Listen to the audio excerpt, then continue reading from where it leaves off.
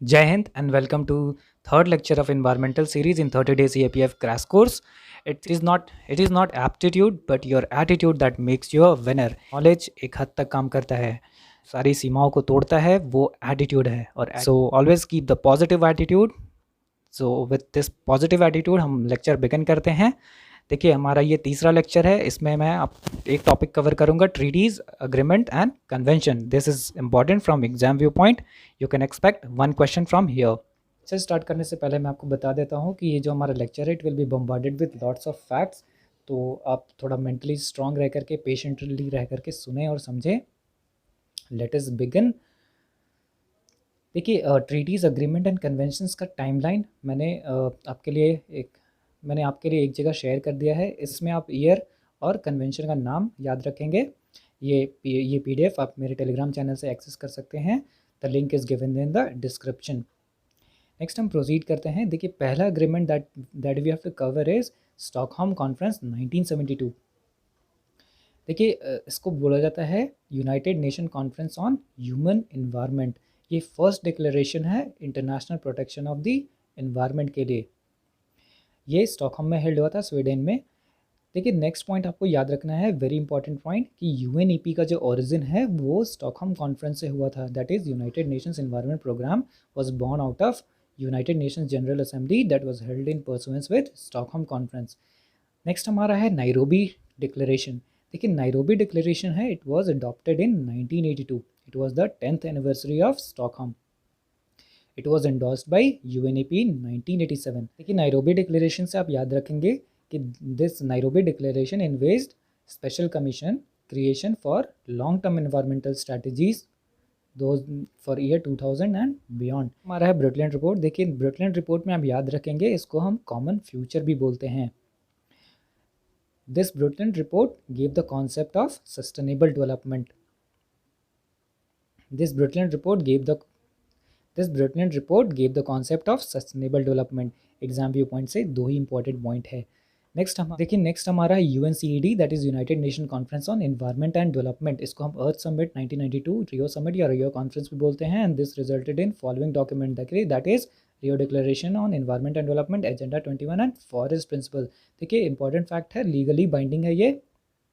और इसमें तीन चीज़ सिग्नेचर हुए थे. It was open for signature, that is CBD, UNFCC and UNCCD, that is United Nation convention to combat desertification. इसलिए UNCD वेरी इंपॉर्टेंट है एग्जाम व्यू पॉइंट से. तीन चीज़ें ओपन हुई थी सिग्नेचर के लिए, ये लीगली बाइंडिंग है. ये एग्जाम व्यू पॉइंट से आपको याद रखना है. नेक्स्ट हमारा रियो +5 1997 में. इसमें बस आप याद रखें कि एजेंडा 21 को अप्रेज करने के लिए यूनाइटेड नेशन जनरल असेंबली में ये हुआ था, 1997 में हेल्ड हुआ था. नेक्स्ट हमारा है रियो +10, दैट इज़ 2002. देखिए ये +5 +10 है, इसका मतलब है कि हमारा जो रियो कॉन्फ्रेंस समिट जो हुआ था 1992 में, उससे 5 साल बाद, उसके बाद 10 साल बाद ये सब +10 हो रहा है. इसको हम अर्थ समिट 2002 भी बोलते हैं. World summit on sustainable development, ये साउथ अफ्रीका में हुआ था. जोहान्सबर्ग डिक्लेरेशन आप याद रखेंगे कि it was related with Rio +10.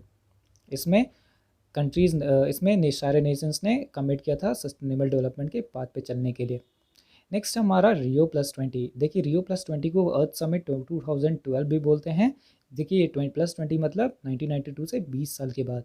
It was hosted by Brazil in Rio de Janeiro 2012. एक इंपॉर्टेंट फैक्ट आप याद रखेंगे, पेज है partnership for action on green economy. इससे ये क्या था, डेवलपिंग कंट्रीज़ के लिए ग्रीन इकॉनमी की पॉलिसीज़ और स्ट्रेटजीज़ को डेवलप करने के लिए ये पेज का गठन हुआ था. नेक्स्ट मूव करते हैं convention on biological diversity.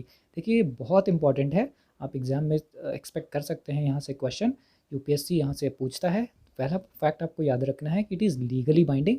Second, India is party to the convention और इसका 3 गोल है, दैट इज़ बायोलॉजिकल डाइवर्सिटी का कंजर्वेशन, सस्टेनेबल यूज उसका component, and fair and equitable sharing of benefits arising from genetic resources. देखिए हम कई बार sustainable development का टर्म बार बार आ रहा है, आपको मैं बता देता हूँ सस्टेनेबल डेवलपमेंट का मतलब क्या होता है. Sustainable development means utilising the present resources in such a manner that it fills the demands of present generation without compromising the quality and material available for future generation. Next हम move करते हैं कार्टेजना protocol on bio safety. देखिए कार्टेसिना protocol का गठन किस लिए हुआ, आप इसको ध्यान रखेंगे। देखिए होता क्या है कि जब जब हम टेक्नोलॉजी यूज़ करके, मॉडर्न बायोटेक्नोलॉजी का यूज़ करके जब हम कुछ नई चीज़ें बनाते हैं, जैसे कि एग्जांपल में आप समझ लिए जेनेटिकली मॉडिफाइड कॉटन या जेनेटिकली मॉडिफाइड बर्ड ब्रिंजल, तो उससे पोटेंशियल रिस्क कितने हो सकते हैं, उन सब के बारे में रिसर्च करने के लिए हमने Cartagena protocol on biosafety adopt किया था 2000 में, and it came into force in 2003। Next हमारा नागोया प्रोटोकॉल। देखिए नागोया प्रोटोकॉल बहुत इंपॉर्टेंट है क्योंकि ये डील करता है free and equitable sharing of benefits arising from access to genetic resources. अभी आप मैं आपको एग्जांपल से समझाऊंगा, आपको बहुत लूजरली क्लियर हो जाएगा कि नागोया प्रोटोकॉल का क्या मतलब है। देखिए आप एक पॉइंट याद रखेंगे कि ये अडॉप्ट हुआ था 2010 कॉन्फ्रेंस ऑफ पार्टीज़ में। देखिए होता क्या है कि अगर जैसे मान लीजिए इंडिया से हल्दी यूएस इंपोर्ट करता है और उसको कुछ जेनेटिकली मॉडिफाई करके उसको मेडिसिन में यूज़ करता है और कमर्शियल लेवल पे एक्सप्लॉइट करता है without giving benefit to India, that is origin country. आप इस एग्जांपल को शायद आपको याद आ रहा होगा कि मैंने लास्ट लेक्चर में भी इस एग्जांपल को यूज़ किया था। वो इसलिए है क्योंकि Nagoya protocol is utilising the convention on biological diversity. इसको एक इसको एक प्लेटफॉर्म दे दिया, एक ऑथेंटिकेट कर दिया नागोया प्रोटोकॉल ने। नेक्स्ट हमारा साइट्स। देखिए साइट्स जो है बहुत ही फेवरेट टॉपिक है यूपीएससी का। You can expect question. आपको कुछ फैक्ट्स आपको इसमें याद रखना है। देखिए लास्ट लेक्चर्स में हम लास्ट 2 लेक्चर्स में हम अपेंडिक्स और शेड्यूल्स की बात कर रहे थे। तो लास्ट लेक्चर में मैंने आपको समझा दिया था कि वाइल्ड लाइफ प्रोटेक्शन एक्ट में 6 शेड्यूल होते हैं। अब यहाँ पे साइट्स के 3 अपेंडिक्स को आप यहाँ पे अच्छे से समझ जाएंगे कि अपेंडिक्स का मतलब क्या है। देखिए साइट्स के बारे में कुछ फैक्ट्स आपको ध्यान रखने हैं कि इसको वॉशिंगटन कन्वेंशन भी बोला जाता है। इसका पुराना नाम जो है वो convention on international trade in endangered species of wild flora and fauna. देखिए नाम से ही आपको समझ में आ रहा है कि ट्रेड की बात की जा रही है वाइल्ड फौना एंड फ्लोरा की, तो इसलिए इसमें कुछ अपेंडिक्स बनाए गए हैं। और अपेंडिक्स जो है वो स्पीसीज़ को लिस्ट करता है कि कौन से स्पीसीज़ किस लिस्ट में है, किस अपेंडिक्स में है। उससे पहले एक इंपॉर्टेंट फैक्ट आप याद ध्यान रखेंगे कि साइट्स जो है इट इज़ लीगली बाइंडिंग। अब हम बात करते हैं लिस्ट की। देखिए ये साइट्स जो है वो protect endangered species and plants को प्रोटेक्ट करने का एम करता है, उसी हिसाब से लिस्ट अपेंडिक्स बनाए गए हैं। अपेंडिक्स 1 जो है उसमें वो स्पीसीज़ को लिस्ट किया है which are at the danger of extinction. इसमें कमर्शियल ट्रेड कम्प्लीटली प्रोहिबिटेड है।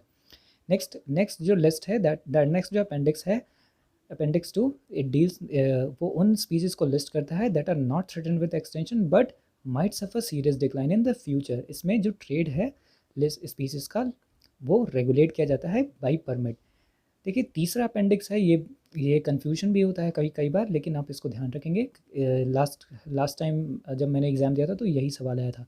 अपेंडिक्स 3 ये बात करता है उन लिस्ट ऑफ स्पीसीज़ की जो किसी एक भी कंट्री में प्रोटेक्टेड लिस्ट में है, उस कंट्री के जो साइट्स का एक मेंबर है। आई होप आपको क्लियर हो गया होगा। जैसे कि मान लीजिए इंडिया में कोई प्रोटेक्टेड लिस्ट है इंडिया का, अगर वो एक एनिमल अगर इंडिया में प्रोटेक्टेड लिस्ट में है और इंडिया अगर साइट्स का मेंबर है, तो वो स्पीसीज़ जो है वो अपेंडिक्स 3 के लिस्ट में चला जाएगा। आई होप आपको अब अच्छे से क्लियर हो गया होगा। नेक्स्ट है CMS, that is convention on conservation of migratory species of wild animal. देखिए पहला पॉइंट जो आपको इसको याद रखना है कि बॉन कन्वेंशन, आपसे एग्जाम में पूछा जाएगा बॉन कन्वेंशन किस चीज़ से है, तो ये डील करता है migratory species of wild animals. ये साइन हुआ था 1979 में। इसका हेडक्वार्टर बॉन जर्मनी में है and it was sign under the aegis of UNEP। इसका एम क्या है? देखिए एम करता है टेरेस्ट्रियल, मरीन और एवियन माइग्रेटरी स्पीसीज को कंजर्व करने की।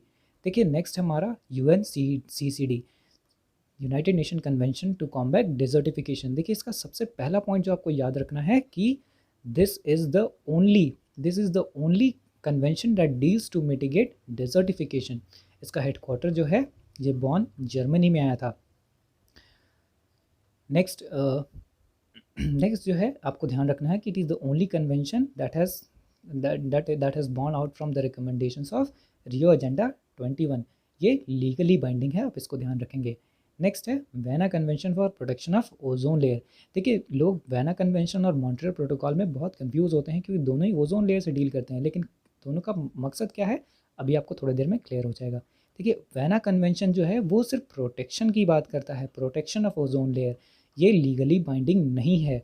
ये 2 फैक्ट आप याद रखेंगे। ये यूनिवर्सल ट्रीटी है क्योंकि इट इज़ रैटिफाइड बाय 197। देखिए देखिए आपको एक डिफरेंस समझने का ज़रूरत है, रैटिफिकेशन एंड साइन।